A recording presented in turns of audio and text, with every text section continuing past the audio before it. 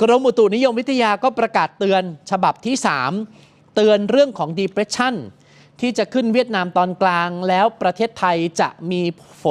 ฝนหนักแล้วก็จะมีลมแรงนะครับเจ้าความเร็วลมของ depression ตัวเนี้ยความเร็วลมศูนย์กลางอยู่ที่56 กิโลเมตรต่อชั่วโมงดูมันเหมือนจะไม่หนักเนาะแต่ฝนมันก็จะตกหนักอยู่ดีนะครับเพราะฉะนั้นภาคเหนือภาคอีสานแล้วมันก็ลงมาคุณผู้ชมดูนะกระทบกันเหนืออีสานเนี่ยจะเข้าไทย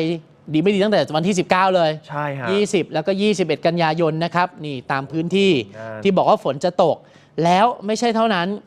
ในพื้นที่กรุงเทพปริมณฑลภาคตะวันออกภาคใต้